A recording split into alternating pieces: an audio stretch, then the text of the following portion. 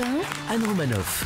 Ce midi, Didier Porte, vous nous expliquez que c'est en refusant de parler que notre président nous en raconte le plus ? Depuis son élection, notre président vertical, plus régalien que lui, tu meurs à la guerre les armes à la main, Emmanuel Macron ne parle plus aux journalistes, ce qui est une activité vulgaire réservée aux petits gros qui font pleuvoir et ne tiennent pas leurs promesses.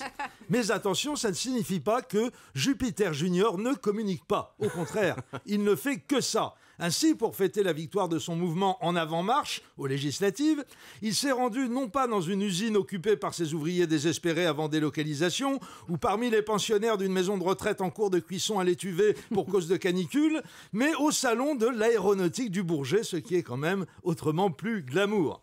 Les gros avions et les fusées, c'est à peu près les seuls machins un peu technologiques qu'on sache fabriquer, nous les Français. Un vrai sujet de fierté nationale, donc idéal quand tu veux faire de la bonne grosse com à la papa avec cocorico à gogo. Moyennant quoi, le chef de l'État nous a fait une entrée à la Top Gun en atterrissant sur la piste du Bourget à bord du tout nouveau transporteur de troupes d'Airbus l'A400M, lequel avait décollé 5 minutes plus tôt de Villacoublay.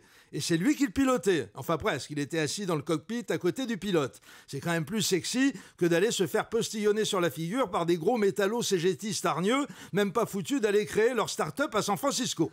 Donc après avoir fait vroom vroom avec le gros navion, Junior est tombé dans les bras de la famille Dassault au complet qui l'attendait sur le tarmac. Papy Serge en tête, 92 ans aux prunes, et que ses fistons ont réussi à bloquer de justesse au moment où il allait glisser une poignée de bifetons de 500 € dans la poche extérieure du chef de l'État.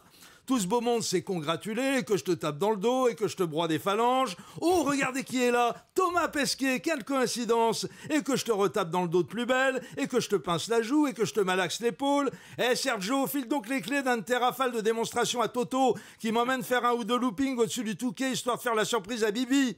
Le président Macron au salon du Bourget, au milieu des bijoux de notre technologie de pointe, bras dessus avec Thomas Pesquet, la nouvelle idole des ménagères responsables des achats, le Matt Pokora de la stratosphère, et le tout sans journaliste pour t'emmerder avec ses questions sur la future loi travail, que ça n'a rien à voir avec les gros avions bleu, blanc, rouge. Voilà ce que j'appelle de la com bien maîtrisée, qui donne envie d'aller de l'avant d'un pas décidé et joyeux. De la com qui produit du consensus, qui déclive. Oui, je sais, ça n'existe pas, mais on s'en fout. Quand on parle de Macron, tout est permis, y compris d'inventer des verbes à la con. Récapitulons, la com Macron, c'est de la com de winner qui veut donner du bonheur à tous ses frères et sœurs. Et surtout qui désarme toute tentative de critique.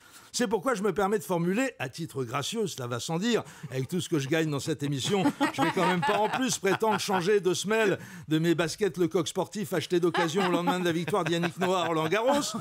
Je me permets donc de formuler bénévolement à l'intention du DIRCOM de l'Élysée, ces quelques suggestions de déplacement présidentiel à haute valeur ajoutée potentielle en termes de gain d'image. Déplacement à Disneyland Paris pour une élévation de Mickey Mouse au grade de chevalier de la Légion d'honneur pour service rendu à la nation en période de canicule. Visite d'un orphelinat pour chatons abandonnés par les internautes faute d'avoir réussi à effectuer un double salto arrière avec triple boucle piquée tout en jouant la Marseillaise au xylophone.